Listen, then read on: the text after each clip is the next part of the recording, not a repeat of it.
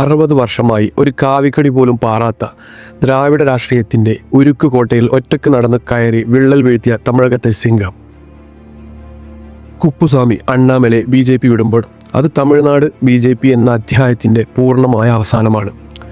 നോട്ടയോട് മത്സരിച്ചിരുന്ന ഒരു പാർട്ടിയെ എൻ മൺ എൻ മക്കൾ യാത്രയിലൂടെ 10,000 കിലോമീറ്റർ നടന്ന് 11% വോട്ട് ഷെയറിലേക്കും ലക്ഷക്കണക്കിന് സജീവ പ്രവർത്തകരിലേക്കും വളർത്തിയെടുത്തത് അണ്ണാമലൈ എന്ന ഒറ്റ ബ്രാൻഡിൻ്റെ കരുത്തായിരുന്നു.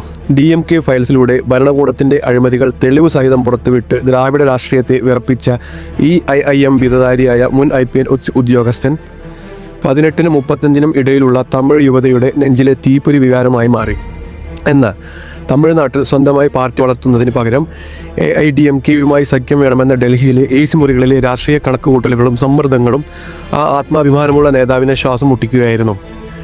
TVKയെ അധികാരത്തിലേറ്റിയും DMKയെ പ്രതിപക്ഷത്തിരുത്തിയും തമിഴ് മക്കൾ പ്രാദേശിക രാഷ്ട്രീയത്തിന് ഒപ്പം നിന്നപ്പോൾ ദേശീയ പാർട്ടികളുടെ കാലം കഴിഞ്ഞെന്ന് തിരിച്ചറിഞ്ഞ അണ്ണാമലൈ പുതിയ പോർക്കളം തേടി പടിയിറങ്ങുകയാണ്. തമിഴ്നാട്ടിലെ രാഷ്ട്രീയ ശൂന്യതയിൽ BJPക്ക് കയറി വരാൻ ഉണ്ടായിരുന്ന ഒരേ ഒരു ജനകീയ പാലമാണ് കേന്ദ്ര നേതൃത്വം ഇപ്പോൾ സ്വയം തല്ലിപ്പൊളിച്ചത്. ഇതോടെ അണ്ണാമലൈ എന്ന ജനപ്രവാഹം ഇല്ലാതാകുന്ന തമിഴ്നാട് BJP വെറുമൊരു ബോർഡ് മാത്രമായി മാറുമ്പോൾ ചരിത്രം അണ്ണാമലൈയെ ദ്രാവിഡ കോട്ടയിൽ വിള്ളൽ വീഴ്ത്തിയ പോരാളിയായും BJPയെ കയ്യിൽ കിട്ടിയ രത്നം കളഞ്ഞു കുളിച്ച പാർട്ടിയായും അടയാളപ്പെടുത്തും.